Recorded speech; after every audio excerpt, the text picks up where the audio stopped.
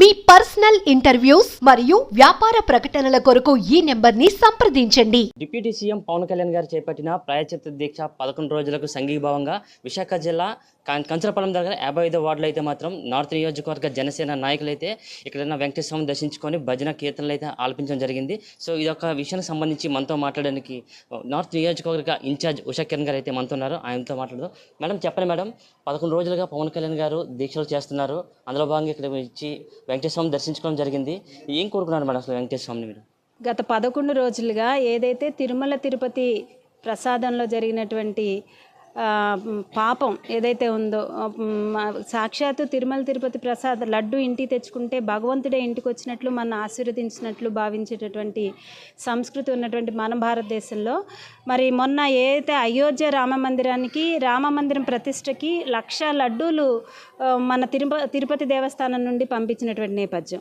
ఆ 1,00,000 లడ్డూలు కూడా ఇంత అపవిత్రమైన లడ్డూలను పంపించి అక్కడ రామ మందిరం నిర్మాణం చేపట్టామన్న విషయాన్ని తెలిసిన తర్వాత ప్రతి ఒక్క హిందువు కూడా మరి కంటతడి పెట్టుకుంటూ భగవంతుడిని మమ్మల్ని క్షమించమని వేడుకుంటున్నటువంటి పరిస్థితి.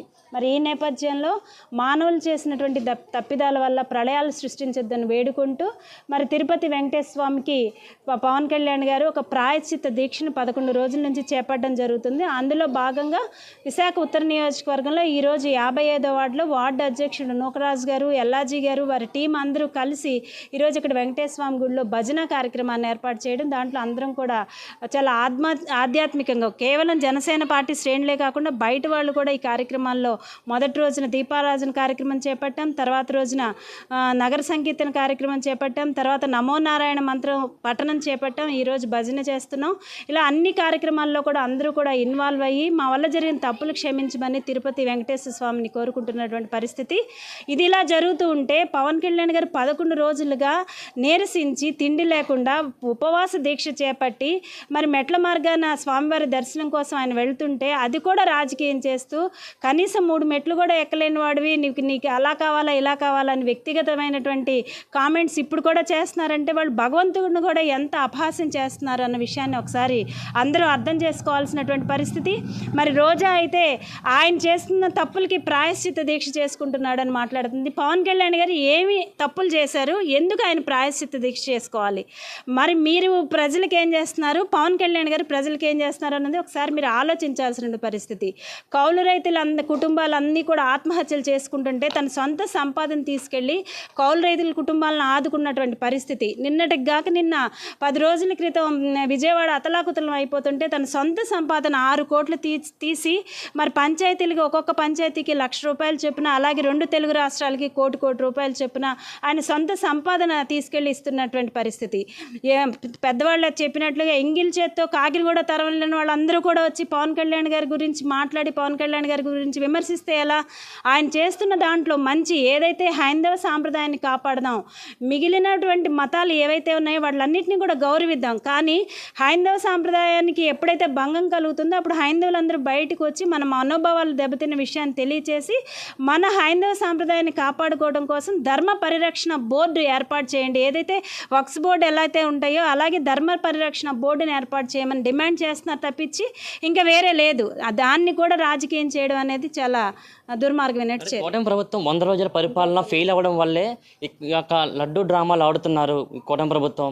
మేమైతే మా హయాంలో ఎటువంటి తప్పులు జరగలేదు, కల్తీని అయితే అసలు తీసుకురాలేదు, కావాలనే పుకార్లు తీసుకొస్తానని చెప్పి వైసీపీ పార్టీ నాయకులు అంటున్నారు. దాన్ని మీరు ఎలా చూస్తారు మేడం? అంటే సిట్ విచారణ వేయమని చెప్తున్నాం కదా, దాని గురించి సిట్ విచారణ వేసిన తర్వాత నిజ నిర్ధారణ తెలిసిన తర్వాత ఎవరైతే దోషులు ఎంత పెద్దవాళ్ళు ఉన్నారో ఆ టైంలో మరి అప్పుడు ఈవోగా ఉన్నటువంటి ధర్మారెడ్డి, తర్వాత టీటీడీ చైర్మన్గా ఉన్నటువంటి సుబ్బారెడ్డి, ఆ తర్వాత టీటీడీ చైర్మన్గా వచ్చినటువంటి కరుణాకర్ రెడ్డి, అప్పుడు ముఖ్యమంత్రిగా ఉన్నటువంటి జగన్మోహన్ రెడ్డి, టీటీడీ పాలక మండలి సభ్యులు, వీళ్ళందరూ కూడా దీంట్లో భాగస్వాములు. వీళ్ళందరూ కూడా దీనికి సంబంధించి ఆన్సరబుల్ పర్సన్స్, వీళ్ళందరూ కూడా దీనికి సంబంధించి ఎక్స్ప్లెనేషన్ చెప్పాల్సిందే. ఒకసారి దాని రిపోర్ట్ వచ్చిన తర్వాత ఎవరైతే దోషులు ఉన్నారో వాళ్ళకి శిక్ష పడాలని కోరుకుంటున్నాం. సో మనం చూసుకున్నట్టయితే పెద్ద ఎత్తున అయితే జనసేన నాయకులు అయితే ఇక్కడ భజన కీర్తనలు చేసి సోమవారికి ఎవరైతే అన్యాయం చేశారో వాళ్ళందరికీ కూడా తగిన శిక్ష విధించాలని అయితే కోరుతున్నారు. దీనికి సంబంధించి మనతో మాట్లాడడానికి మరో జనసేన నాయకులు ఉన్నారు. సార్ చెప్పండి సార్, 11 రోజులుగా పవన్ కళ్యాణ్ గారు దీక్ష చేస్తున్నారు. నిన్న కూడా ఆయన తిరుపతి మెట్లెక్కి సోమవారం దర్శించుకోవడం జరిగింది.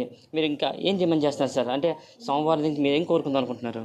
మేము కోరుకునేది ఏమీ కాదు సార్, ఇది చాలా చేసింది లడ్డు విషయంలోనే చాలా పొరపాట్లు చాలా ఎక్కువ జరిగాయి. దీని మీద మా పోరాటం ఇక్కడ తాగినా సరే వారికి తప్పు చేసిన వారికి ప్రతి ఒక్కరూ ఆ భగవంతుడు శిక్ష వేస్తాడు, కంపల్సరిగా శిక్ష పడాలనే కోరుకుంటున్నాము. ఇంక ఇది ఎప్పుడు కూడా జీవితంలో ఇంకా ఒక్కరు తప్పు చేయడానికి వేలెత్తి చూపకుండా ఉండాలని ఒక మార్గదర్శకంగా ఇది నిలబడాలనేసి మేము అందరం ఆశిస్తున్నాం. మా జన సైనికులందరూ కోరుకునేది. జగన్మోహన్ రెడ్డి గారు తిరుపతి దర్శనం చేసుకుంటా ఉన్నారు, తర్వాత రద్దు చేసుకున్నారు. కారణం ఏమనుకుంటున్నారు మీరు? తప్పు చేశాడు కాబట్టి అక్కడికి రాలేదు.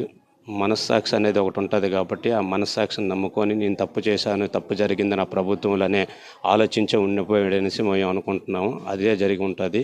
ఆ తప్పును సరిదిద్దుకోవడానికి ఎన్ని మార్గాలు ఎన్ని వేషాలు వేసినా సరే ఇంకా అది తప్పే జరిగింది కాబట్టి ఆ తప్పుకు శిక్ష పడాలని మేము కోరుకుంటున్నాం. ఇదే పరిస్థితి. దోషులు ఎవరైనా సరే కఠినంగా వెంకటేశ్వర స్వామి శిక్షించాలని అయితే మాత్రం ఇక్కడ జనసేన నాయకులు అయితే కోరడం జరుగుతుంది. ఏదైతే సిట్టు దర్యాప్తు అయితే మేము వేస్తున్నాం, నిజాలు తెలిస్తే తెలిసిన తర్వాత దోషులు అయితే కూటమి ప్రభుత్వం కఠినంగా శిక్షిస్తుందని అయితే మాత్రం ఇక్కడున్న జనసేన నాయకులు అయితే చెప్పడం జరుగుతుంది. కెమెరా పర్సన్ శేఖర్తో ప్రశాంత్, మనం టీవీ, విశాఖపట్నం.